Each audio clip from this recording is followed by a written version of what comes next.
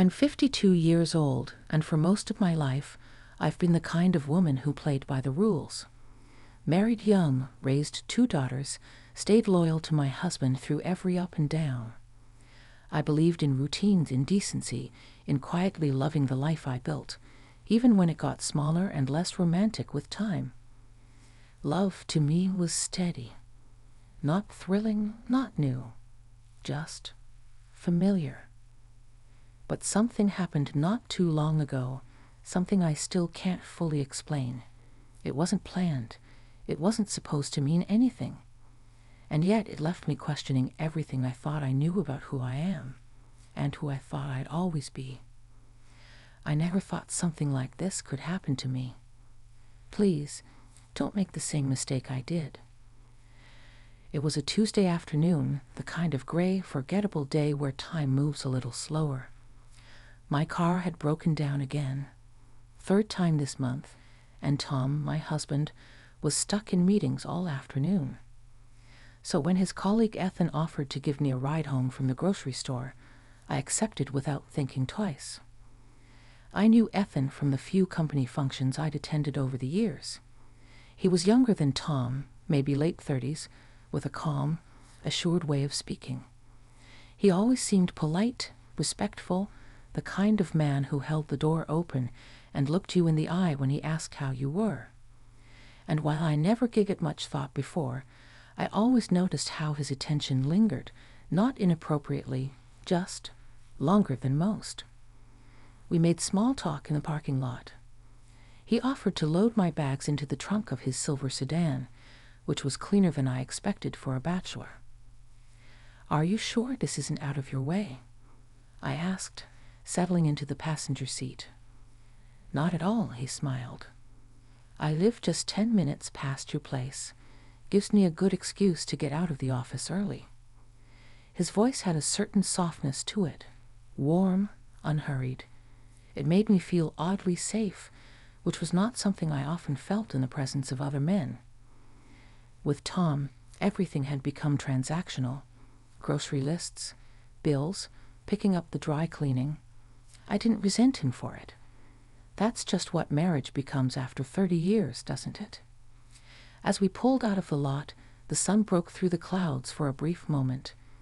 It lit up the dashboard in a warm hue, and I saw Ethan glance sideways at me, his hand relaxed on the wheel. "You seem quiet," he said. I shrugged. "It's just been one of those days. You know how it is." He didn't press, just nodded, eyes back on the road. But something about his presence filled the car in a way that was hard to ignore. Not romantic, just present, listening. We talked about the usual things, traffic, the weather, a new bakery that had opened on Elm. I found myself laughing more than I expected, especially when he told me a story about Tom trying to fix the office coffee machine and flooding the break room. "He didn't mention that part," I said, wiping tears of laughter from the corner of my eye. "He probably left out the part where he blamed it on the intern," Ethan added, grinning. I laughed again, then let the moment quiet down. The city buzz faded as we drove into the slower suburban stretch of Maple Lane. The houses looked washed in golden afternoon light, familiar, safe. Then we came to a stoplight. We idled in silence for a few moments. Something about that stillness felt different, like the moment had taken a breath of its own. Ethan turned to me, not dramatically, not like in a movie, but just enough to meet my eyes.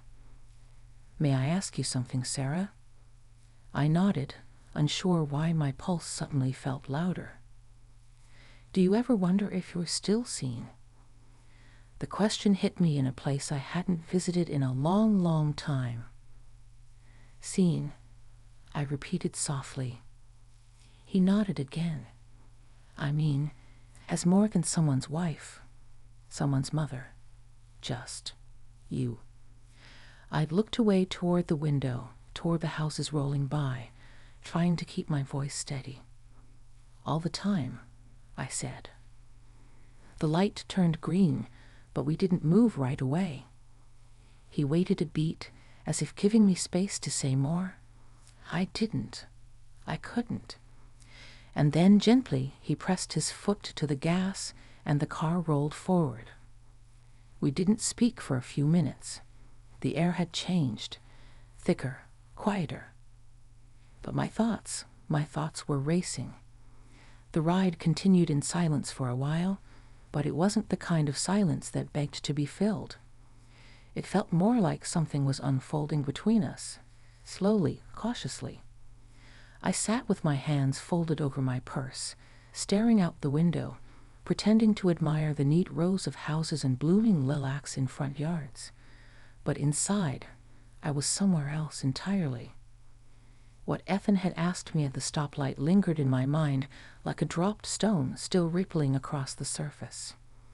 Do you ever wonder if you're still seen? He hadn't meant it flirtatiously, or maybe he had. I wasn't even sure anymore. But either way, it was the first time in years that someone looked at me and didn't just see Tom's wife, or the woman who always brings potato salad to the cookout. We turned onto my street, and I glanced over at Ethan. His profile was calm, focused.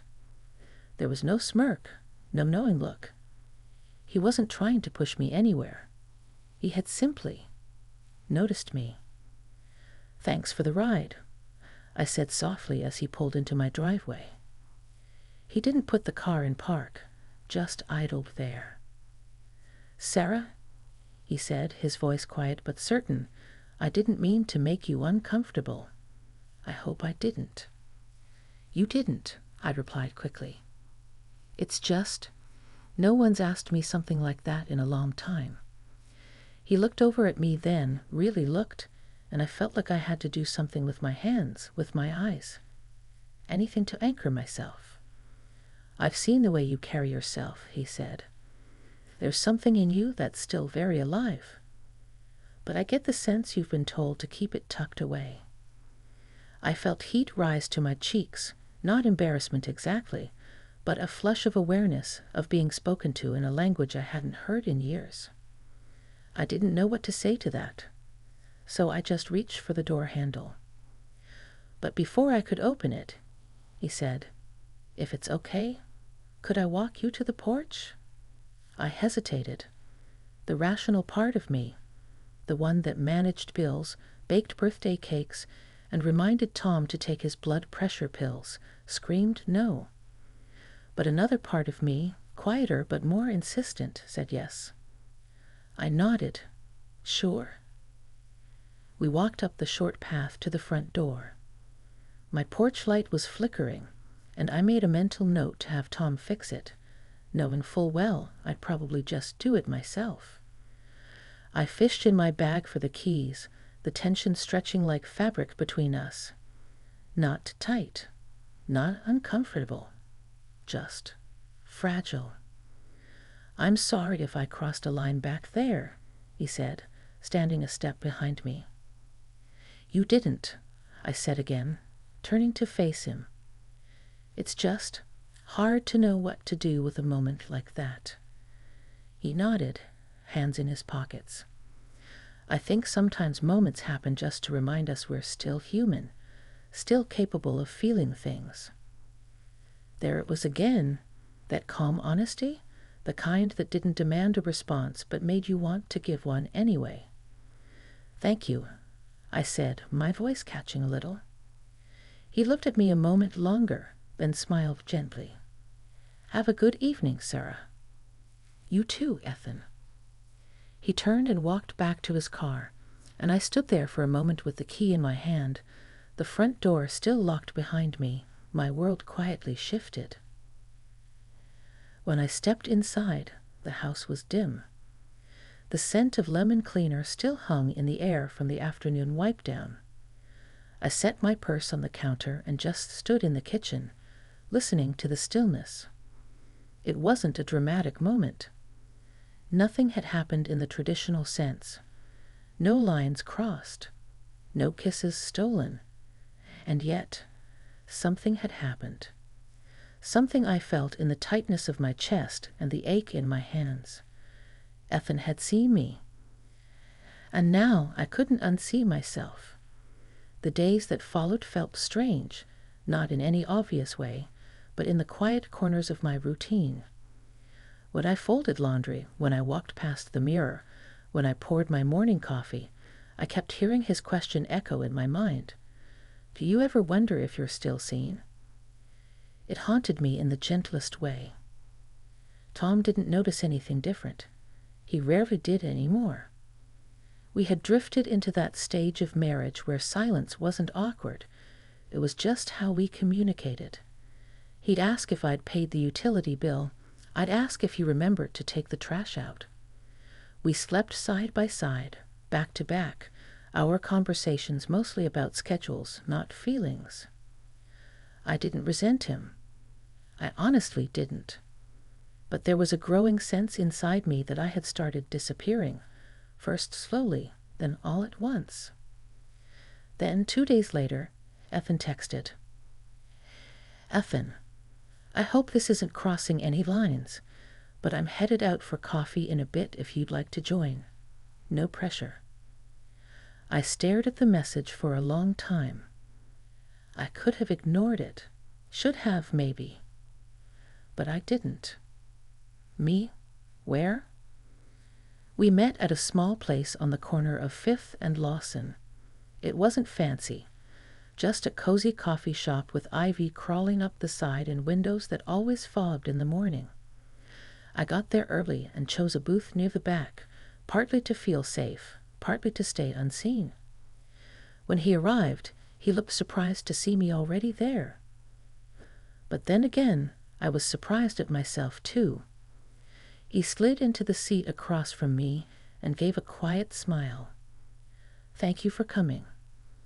I almost didn't, I said truthfully, stirring my coffee though I hadn't added anything to it. I know. There was a silence. But again, not uncomfortable, just thoughtful. I've been thinking about what you said, I finally admitted. About being seen. He leaned forward slightly, listening. I guess I didn't realize how much I missed it. Not attention, but just someone noticing. Someone seeing past the surface. He nodded. We spend so much time taking care of others that we forget to check in with ourselves. It's easy to get lost. I think I got lost a while ago, I said quietly. Neither of us said anything for a moment.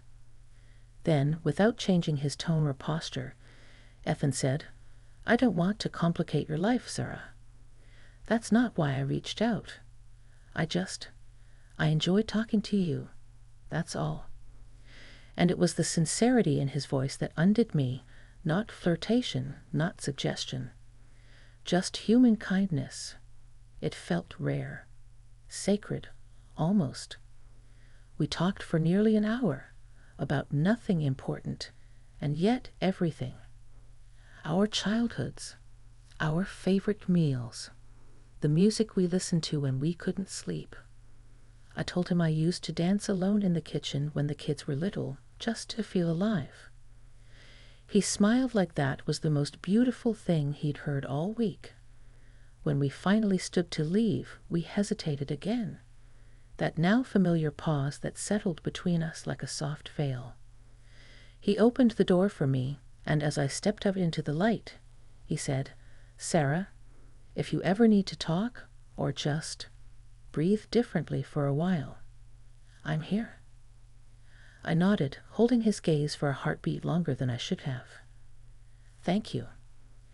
We went our separate ways on that sidewalk. No touches, no promises. Just an understanding. But that night, as I lay in bed next to Tom, his back turned to me, breathing slow and even, I felt something stir inside me. Not guilt, not regret, just awareness. Something had changed, and for the first time in years, I wasn't sure what came next. A week passed. I didn't see Ethan, didn't hear from him. and I didn't reach out either. Not because I didn't want to, but because I needed space to understand what was happening inside me. I walked through my days like a woman carrying an invisible question in her pocket. It wasn't about Ethan. Not really. It was about me. Who had I become? Who was I still allowed to be? One evening, after Tom had gone upstairs to watch the news, I stayed back in the kitchen, wiping the same clean counter over and over. My reflection in the window stared back at me, older, softer, but still here. Still someone.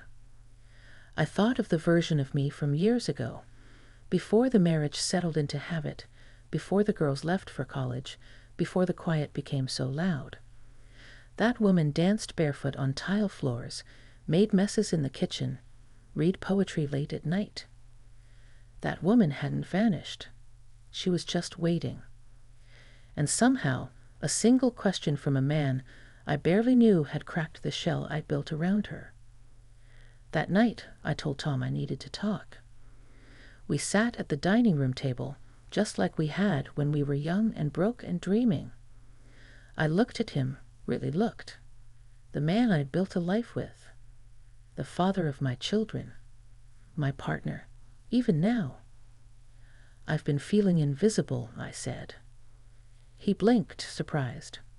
What do you mean? I mean, I don't think you really see me anymore. I don't think I've let you. He sat back, folding his arms. Where is this coming from? I hesitated, choosing my words carefully. From a place inside me that's been quiet for too long. I didn't tell him about Ethan, not because I was hiding something, but because this wasn't about another man. This was about the woman I'd stopped being, the woman I wanted to remember. Tom looked down, rubbed his jaw the way he always did when he didn't know what to say. I guess I just thought we were comfortable. We are, I said. But I want more than comfortable. I want to feel alive again. For a long time, neither of us said anything. But for the first time in years, we were truly there, together in a moment that wasn't about chores or schedules or bills.